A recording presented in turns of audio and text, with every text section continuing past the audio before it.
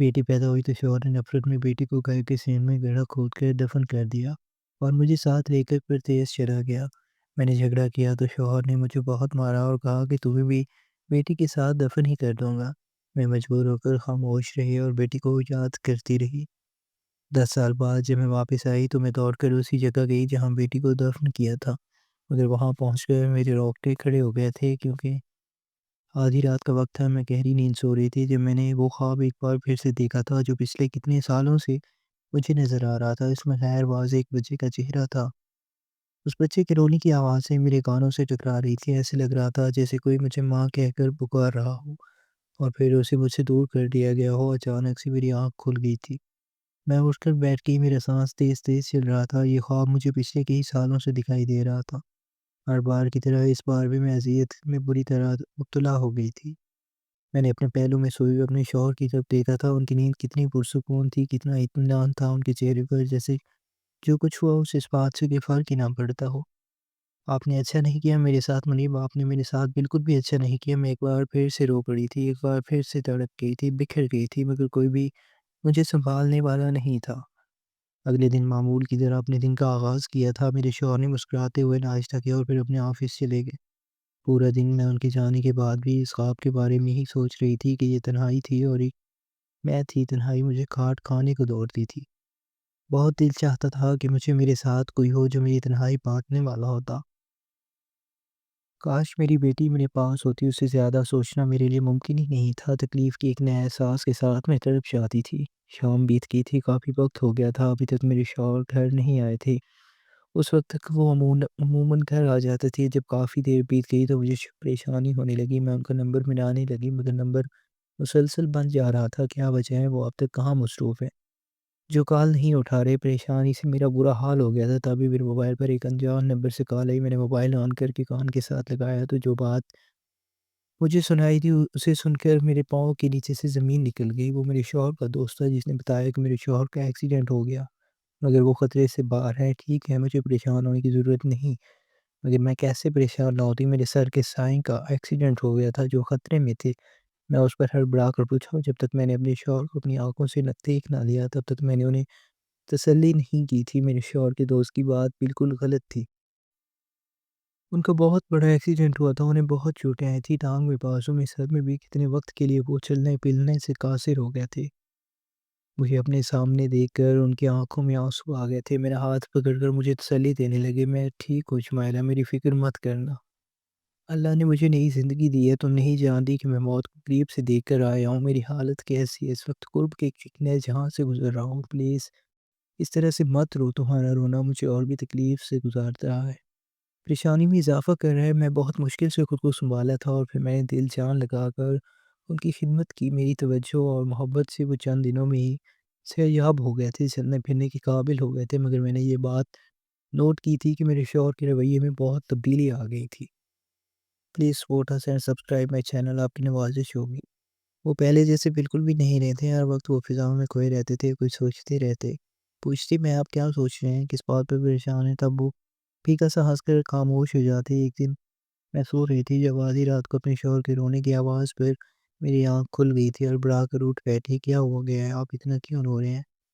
نہیں، آپ کی طبیعت ٹھیک ہے، آپ کو درد تو نہیں ہو رہا؟ میں ڈاکٹر کو فون کروں؟ میں ایک ہی سانس میں کتنے ہی سوال پوچھ ڈالے، تب انہوں نے روتے ہوئے مجھے گلے سے لگا لیا تھا۔ مجھے وہ رات یاد آ رہی ہے شمائلہ، اور اپنے گناہ کا، اپنی غلطی کا شدت سے احساس ہو رہا ہے۔ میں نے اس دن وہ سب کیوں کیا، کیوں اپنی بیٹی کو اپنے ہاتھوں سے کھو دیا، اللہ کی رحمت کو خود سے دور کر دیا۔ کاش میں یہ سب نہ کرتا، کاش تو مجھے روک لیتی تو آج یہ سب نہ ہوتا، آج ہماری بیٹی ہمارے پاس ہوتی۔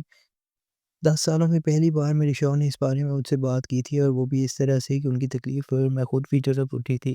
یہ بھول گئی کہ اس وقت میرے شوہر نے مجھے کتنی تکلیف دی تھی، میں کتنا روئی تھی، ان کے پاؤں پڑی تھی کہ میری بیٹی کو مجھ سے مت چھینیے، اس معصوم کا کیا قصور؟ مگر ان پر تو جیسے شیطان سوار تھا، انہوں نے میری ایک نہ سنی تھی، اور اب وہ خود اس بات پہ پچھتا رہے تھے۔ میں اپنے ہاتھوں سے ان کے آنسو پونچھنے لگی تھی، کہنے لگے شاید اسی بات پر ناراض ہو کر اللہ نے ہمیں دوبارہ اولاد دینے کے قابل نہیں سمجھا، دوبارہ اللہ نے ہمیں خوشخبری نہیں دکھائی۔ کاش ہم اس کی رحمت سے یوں منہ نہ موڑتے۔ اور میں یہ کہتے کہتے رک گئی کہ یہ سب آپ کی اپنی غلطی کی وجہ سے ہوا تھا، آپ کے اپنے گناہ آپ کے سامنے آئے ہیں جنہوں نے آپ کے ضمیر کو ایک نہ مٹنے والی خلش میں مبتلا کر دیا۔ مگر وہ پہلے ہی سے تکلیف میں تھے۔ اس طرح کے الفاظ لا کر کے میں ان کی تکلیف میں مزید اضافہ نہیں کرنا چاہتی تھی۔ اب ہر روز ایسا ہی ہونے لگا تھا، آدھی رات کو اٹھ کر بیٹھ جاتے اور پھر اسی طرح رونے لگتے۔ وہ مجھ سے کہتے تھے کہ خواب میں مجھے اس لڑکی کی رونے کی آواز سنائی دیتی ہے، مجھے ایسے لگتا ہے جیسے وہ مجھے پکار رہی ہو، جیسے مجھ سے فریاد کر رہی ہو کہ میرا اس میں کیا قصور تھا جو آپ نے میرے ساتھ ایسا کیا، مجھے زندہ دلگور کر دیا، آخر کیوں؟ یہ روتا ہوا دیکھ کر میری بھی آنکھوں میں آنسو رواں تھے۔ واقعی جو ہوا تھا وہ بہت غلط تھا، ایسا نہیں ہونا چاہیے تھا۔ اب جب وہ پہلے سے بہتر ہو گئے تو کہنے لگے چلو ہم واپس چلتے ہیں، پاکستان چلیں گے، اپنے اسی گھر میں رہیں گے جہاں پر ہماری بیٹی ان کی حالت میں تو جیسے پاگلوں جیسی ہو گئی تھی، اور پچھتاوا احساس ندامت نے انہیں اپنے گھیرے میں لے لیا تھا۔ وہ بار بار ایک ہی بات کہتے تھے، میں نہ چاہتے ہوئے بھی ان کی بات ماننے پر ہمیشہ کی طرح مجبور ہو گئی تھی۔ گو کہ میں جانتی تھی کہ اس گھر میں جانا میرے لیے آسان نہیں ہوگا۔ اس گھر میں میری بہت ساری یادیں جڑی ہوئی تھی، بہت سے خوبصورت لمحات میں نے اس گھر میں گزارے تھے، اور وہ دردناک لمحہ بھی تو اسی گھر میں ہی میرے سامنے پیش آیا تھا۔ اگر میں وہاں پر گئی تو کیا وہ رات مجھے دوبارہ یاد نہیں آئے گی؟ کیا میں اس تکلیف کو بھول پاؤں گی؟ میرے شوہر کے ساتھ خوابوں کا سلسلہ ویسے ہی شروع ہو گیا تھا جیسے کبھی مجھے یہ خواب نظر آتے تھے۔ میں گنہگار نہ ہوتے بھی اپنے آپ کو مجرم تصور کرتی تھی، اور میرے شوہر انہوں نے تو یہ بہت بڑا جرم کیا تھا، ان کے اس احساس ندامت کا کیا عالم ہوگا۔ ہم لوگوں نے واپسی کا سفر شروع کر دیا تھا۔ میرے شوہر نے یہاں پر سب کچھ وائنڈ اپ کر دیا تھا، جہاں پر جتنی بھی جائیداد تھی یہاں بیچ دی۔ میرے پوچھنے پر کہنے لگا میں دوبارہ یہاں پر نہیں آنا چاہتا۔ اس سرد ملک نے میرے جذبات کو بھی بالکل سرد کر دیا تھا۔ اس وقت مجھ سے بہت کچھ چھینا ہے، میں نے یہاں آ کر برائی کا راستہ اپنایا، گناہوں کی دلدل میں دھنستا گیا، مگر اب نہیں، اب میں مزید خود کو اس ملک میں برباد نہیں کر سکتا، ہمیں اپنے ملک واپس جانا چاہیے۔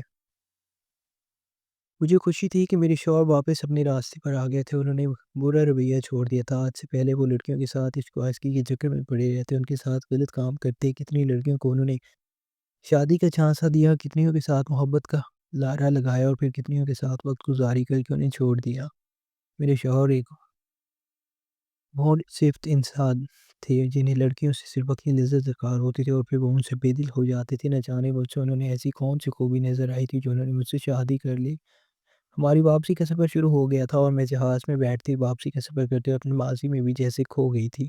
میں ایک نادان سی لڑکی تھی، اس وقت میں نے ایف اے پارٹ 2 میں تھی، اور اس دن سے اپنی سہیلیوں کے ساتھ پیدل ہی گھر کی طرف آ رہی تھی جب میں نے ایک بات نوٹ کی کہ گاڑی مسلسل میرے پیچھے آ رہی ہے۔ میں نے 2-3 بار پلٹ کر دیکھا، میری سہیلیوں نے بھی اس طرف میری توجہ مبذول کروائی تھی، مگر میں نے اس بات کو اپنا وہم سمجھا اور ان کی باتوں کو سنی انسنی کر دیا، مگر اب یہ معمول بن گیا تھا۔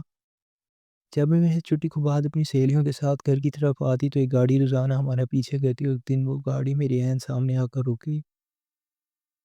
میں بری طرح گھبرا گئی تھی۔ گاڑی سے ایک نوجوان لڑکا نکل کر میرے سامنے آ کر کھڑا ہوا، وہ بہت ہینڈسم تھا، ایک سوٹڈ بوٹڈ امیر آدمی تھا جو اپنی گہری آنکھیں میرے چہرے پر گاڑی مجھے غور سے دیکھ رہا تھا۔ اسے دیکھ کر میں گھبرا گئی تھی، زندگی میں پہلی بار کسی مرد نے مجھے اس طرح غور سے دیکھا تھا۔ میرا گھبرانا فطری تھا، میں وہاں سے جانے لگی تھی جب اس نے دوبارہ میرا راستہ روک لیا۔ کیا نام ہے تمہارا؟ کیا کرتی ہو؟ میں نے گھبرا کر اسے دیکھا۔ دیکھیے میرا جو بھی نام ہے اس بات سے آپ کو کیا لینا دینا؟ میں ایک شریف لڑکیوں کا قریب گھرانے سے تعلق رکھتی ہوں، اب بار بار میرے راستے میں مت آیا کرنے ورنہ میرے لیے مسئلہ ہو جائے گا۔ میری بات پر وہ کھل کر ہنس پڑا تھا۔ مجھے یہ بتاؤ کہ تم کسی کو پسند تو نہیں کرتی؟ اس کی اس بات پر میرا چہرہ لال پڑ گیا تھا۔ دیکھیں اب آپ حد سے بڑھ رہے ہیں، میں آپ کو جانتی تک نہیں ہوں، اور آپ ہیں جو اتنے بیہودہ سوالات پوچھ رہے ہیں۔ میری سہیلی شبو میرا بازو پکڑ کر مجھے کھینچ کر وہاں سے آگے لے کر جانے لگی۔ کیا کر رہی ہو تم؟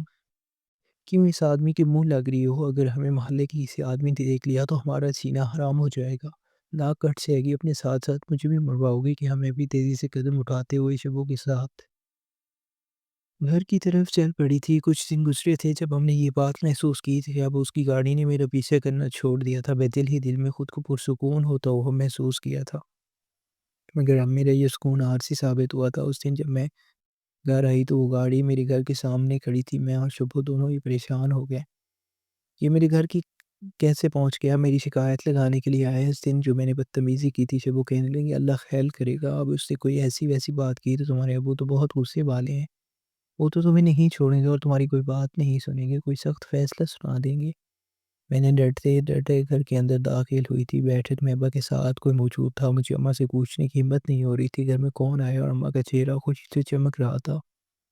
اور پھر جب میں کھانا کھانے کے لیے کچن میں آئی تو تب بیٹھک کے پاس سے گزرتے ہوئے اس نے اس لڑکی کی آواز سنی تھی کہ میں دنیا میں اکیلا ہوں، کچھ سال پہلے میرے ماں باپ کا ایکسیڈنٹ میں انتقال ہو گیا، اس لیے میں اکیلا ہی اپنا رشتہ لینے کے لیے آ گیا ہوں۔ میں آپ کی بیٹی کو بہت خوش رکھوں گا، کبھی کسی چیز کی کمی نہیں آنے دوں گا۔ تب مجھے پتہ چلا کہ وہ آدمی میرے ساتھ شادی کرنا چاہتا ہے اور اپنا رشتہ لے کر آیا ہے۔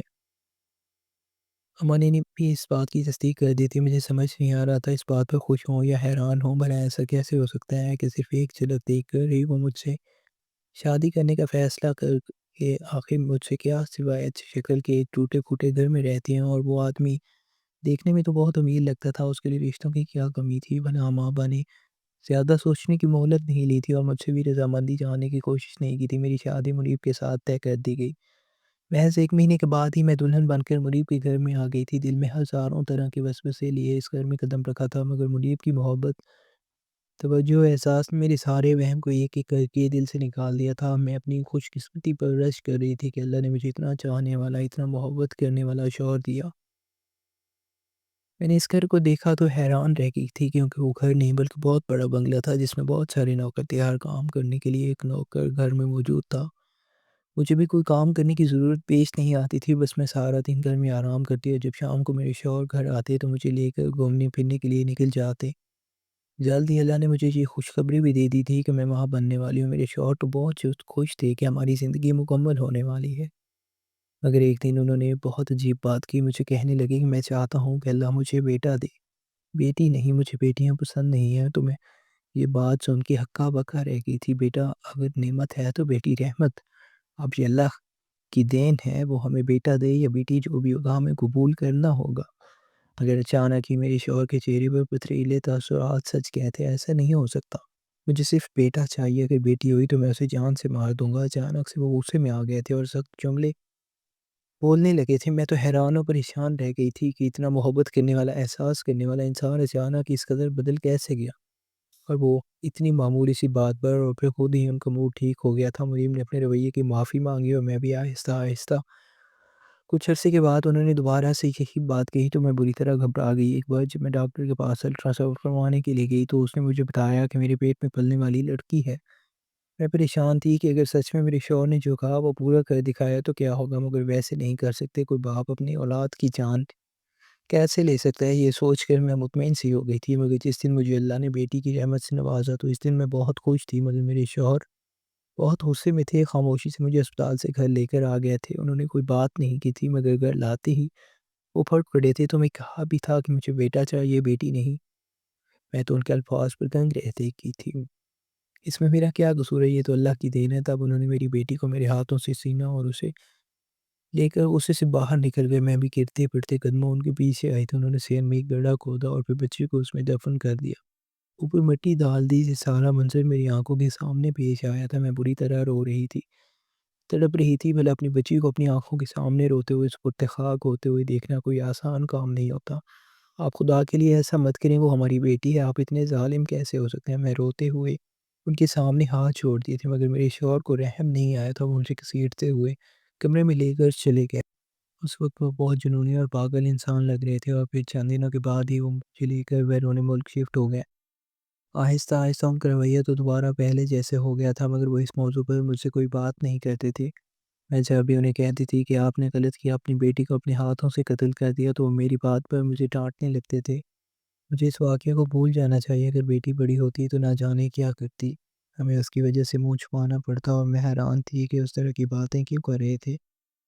آخر ان کے دماغ میں ایسی باتیں آئیں تو آئیں کیسے؟ کون تھا وہ انسان جو ان کے ذہن میں خرافات ڈال رہا تھا؟ اور پھر ایک دن مجھے اس بات کا جواب بھی مل گیا جب میں نے انہیں اپنی ایک دوست سے بات کرتے ہوئے سنا، اور اس سے کہہ رہے تھے کہ میں نے اپنی بیٹی کو پیدا ہوتے ہی مار دیا، کیونکہ مجھے کسی نے کہا تھا کہ جو گناہ میں کر رہا ہوں وہ میری بیٹی بھی بڑی ہو کر کرے گی۔ میرے عورتوں کے ساتھ غلط تعلقات تھے، غلط مراسم تھے، اگر میری بیٹی جوان ہوتی تو وہ بھی یہ سب کرتی، اس لیے میں نے ان کی جان لے لی۔ میں کسی کو بھی اپنی عزت کے ساتھ کھیلنے کی اجازت نہیں دے سکتا تھا۔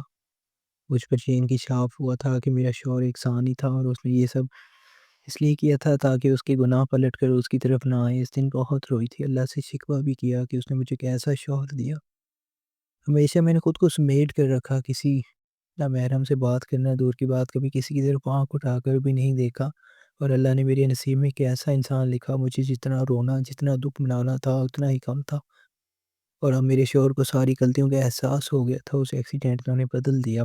پورے 10 سال کے بعد میں نے اپنی سرزمین پر قدم رکھا تھا، میرے ماں باپ مجھے ایئرپورٹ پر لینے آئے تھے، ان کے گلے سے ملی تو ٹوٹ پھوٹ کر رونے لگی، مجھے میرے رونے سے گھبرا گئے تھے۔ کیا ہوا بیٹا، تم ٹھیک تو ہو؟ ہاں میں ٹھیک ہوں، اتنے وقت کے بعد آپ لوگوں کو دیکھا تو جذباتی ہو گئی تھی۔ میں اس دن امی ابو کے ساتھ ہی رو گئی تھی، میرے شوہر بھی میرے ساتھ ہی تھے۔ ایک دن ان کے پاس رہ کر پھر اگلے دن ہم لوگ اپنے گھر آئے تھے۔ جیسے ہی میں نے گھر کی دہلیز پار کی تو میری نظر اس جگہ پر پڑی جہاں پر میرے شوہر نے بچی کو دفن کیا تھا۔ میں اس جگہ پر آ کر بیٹھ گئی تھی، آنکھوں سے ٹوٹ کر آنسو نکل رہے تھے۔ میرے شوہر نے ایک نظر مجھے دیکھا، ان کے چہرے کا رنگ بدل گیا تھا، شاید وہ بھی اپنی جذبات پر قابو پانے کی کوشش کر رہے تھے۔ بغیر رکے، بغیر کچھ کہے اور اپنے کمرے میں چلے گئے تھے، اور میرے ہوتے ہوئے دونوں ہاتھوں سے وہ زمین کھودنے لگی تھی۔ گھر میں نئے پرانے سبھی ملازم موجود تھے۔ پرانے ملازم مجھ سے حال احوال پوچھنے کے لیے میرے پاس آ گئے تھے، اور سبھی حیران تھے کہ میں کیا کر رہی ہوں، اپنے ہاتھوں سے مٹی کو کھود رہی ہوں، اور میرے ہوتے ہوئے اپنی بیٹی کو پکار رہی تھی، میری پیاری بیٹی میں تمہارے پاس آ گئی ہوں۔ میں روتی جاتی اور مٹی کھودتی جاتی۔ تبھی کسی نے میری کندھے پر ہاتھ رکھا، پیچھے پلٹ کر دیکھا تو وہاں پر ملازمہ کھڑی تھی، اس کا نام سلمیٰ تھا۔ وہ پچھلے 25 سال سے اس گھر میں کام کر رہی تھی، اب اچھی خاصی بوڑھی ہو گئی تھی۔ انہوں نے مجھے اپنے حلقے میں سمیٹ لیا تھا۔ آپ اس خالی مٹی میں کیا ڈھونڈ رہے ہو باجی؟ اس کا یہ کہنا تھا کہ میں پھوٹ پھوٹ کر رو پڑی تھی۔ اس میں میری قیمتی چیز دفن ہے، میری متاع حیات یہاں پر محفوظ ہے، اس کو ڈھونڈ رہی ہوں۔ کہنے لگی بی بی جی آپ میرے ساتھ میرے کمرے میں چلیں، آپ کو کچھ دکھانا چاہتی ہوں، کچھ بتانا چاہتی ہوں۔ میں روتے ہوئے اس کے ساتھ اس کے کوارٹر میں آ گئی تھی۔ تبھی وہاں پر ایک چھوٹی سی بچی پر میری نظر پڑی، جس کے چھوٹے چھوٹے سنہرے بال تھے جو ایک پونی میں چکٹے ہوئے تھے۔ اس نے سرخ رنگ کا فراق پہنا ہوا تھا، کاپی ہاتھ میں رکھے ہوئے تھے، اور اپنے اسکول کا کام کرنے میں مصروف تھی۔ اس لڑکی کو دیکھ کر میں جھٹک گئی تھی، اس کی شکل مجھ سے اور میرے شوہر سے بہت ملتی تھی۔ جب اس نے غور سے میری طرف دیکھا تو میرا دل جیسے تھک سے رہ گیا، کیونکہ اس کی آنکھیں تو بالکل میرے شوہر جیسی تھی، اور اس کے ہونٹ کے اوپر جو دل تھا وہ تو میری بچی کے چہرے پر بھی تھا۔ جو میں نے غور سے دیکھا تھا کتنی پیاری تھی وہ، مجھ سے زیادہ اس کی شکل۔ اپنے بچے کو دیکھ کر میں بھاگتی ہوئی اس کے پاس گئی، اس کا چہرہ ہاتھوں میں لے کر میں اسے بہت زیادہ پیار کرنے لگی تھی۔ میں روتی جاتی اور ساتھ کہتی جاتی کہ یہ بچی کون ہے، کس کی ہے؟ تب ملازمہ کہنے لگی بی بی جی یہ آپ کی امانت ہے، آپ کی متاع حیات جسے آپ مٹی میں ڈھونڈ رہی تھی اسے میں نے مٹی سے نکال لیا تھا، اور اسے ایک موتی میں ڈال کر دیکھیں تو کتنی پیاری بچی ہے یہ، اس کی طبیعت بھی اس میں ہے بہت اچھی کی۔ ملازمہ کی بات میں نے حیرت سر اٹھا کر دیکھا کہ اب مطلب یہ بچی، میری بات ادھوری رہ گئی تھی۔ کہنے لگی اس رات جب صاحب جی نے بھی بچی کو زندہ دفن کر کے اندر دفن کر دیا تھا، جس طرح سے آپ رو رہی تھی وہ سارا منظر میں نے دیکھا تھا۔ باقی سبھی ملازم تو سو رہے تھے مگر میں جاگ رہی تھی۔ میں پچھلے کتنے سالوں سے اولاد اور بیوگی کے غم کو جھیل رہی ہوں۔ میں جانتی تھی اولاد کی بچھڑے کا غم کیا ہوتا ہے، کہ اللہ نے مجھے اولاد نہیں دی تھی، مگر میرے دل میں اولاد کی خواہش ضرور کی تھی۔ جیسے ہی آپ لوگ وہاں سے ہٹے تھے تو بچی کو لے کر جلدی سے کوارٹر میں آ گئے تھے، اللہ کا شکر کر کے بچی بچ گئی تھی۔ اسی وقت میں اسے ڈاکٹر کے پاس لے گئی تھی، اور پھر گھر واپس آنے کے بعد اسے میں نے اپنے کوارٹر میں چھپا دیا تھا۔ میرے صاحب جی سے کہا کہ کچھ دن گاؤں میں جانا ہے، ایک شادی ہے، صاحب جی نے مجھے چھٹیاں بھی دے دی تھی۔ میں آپ کے بچے کو لے کر گاؤں میں چلی گئی تھی، کچھ دن وہیں پہ رکی۔ جب مجھے پتہ چلا کہ آپ لوگ یہاں سے چلے گئے تو تب میں بچی کو لے کر یہاں پر واپس آ گئی۔ سب کو میں نے یہی کہا کہ یہ میری بہن کی بیٹی ہے، میری بھانجی ہے، مگر حقیقت وہ یہ ہے جو میں آپ کو بتا رہی ہوں۔ میں جانتی تھی کہ صاحب جی وقتی غصے میں نہ جانے انہیں کس بات پر غصہ آیا جو اپنی معصوم بچے پر نکال رہے ہیں۔ کل کو جب انہیں احساس ہوگا تو وہ ضرور اس بات پر پچتائیں گے۔ مجھے یقین ہے کہ اگر آپ انہیں سنیرا کے بارے میں بتائیں گی تو یہ سن کر بہت خوش ہوں گے، اور آپ کی سنیرا سے نفرت نہیں کریں گے بلکہ اسے گلے سے لگا لیں گے۔ میری نظر دروازے پہ پڑی تھی جہاں پر منیب کھڑے تھے، انہوں نے بھی یہ ساری باتیں سن لی تھی، اس کی آنکھوں سے بھی آنسو نکل رہے تھے۔ مجھے سمجھ نہیں آ رہا تھا میں تمہارا شکریہ ادا کیسے کروں، تم نے مجھے نئی زندگی کی نوید دی ہے۔ میں ہمیشہ اس جرم کے بوجھ تلے دبا رہتا، اتنے سالوں میں ایک دن بھی سکون کا نہیں سویا، آج تم نے مجھے میرے ضمیر کے بوجھ سے آزاد کر دیا۔ ہم دونوں نے سنہرا کو گلے سے لگا لیا تھا، پھر اسے لے کر کمرے میں آ گئے تھے۔ بچے ہم دونوں کو دیکھ کر گھبرا سی گئی تھی، ہم اس کے لیے اجنبی تھے، وہ ہماری ملازمہ کو ہی اپنی ماں کو سب کچھ سمجھتی تھی، اور میں جانتی تھی کہ آہستہ آہستہ میں اس کے دل میں اپنی محبت پیدا کر لوں گی، اور آہستہ آہستہ اسے سب کچھ بتا دوں گی۔ آج کو آج آپ کو اس سٹوری کے بارے میں کیا رائے ہے؟ کمنٹ سیکشن میں لازمی کہانی اچھی لگے ویڈیو کو لائک کریں، اپنے دوستوں سے شیئر کریں، چینل کو سبسکرائب کر دیں۔ اللہ حافظ۔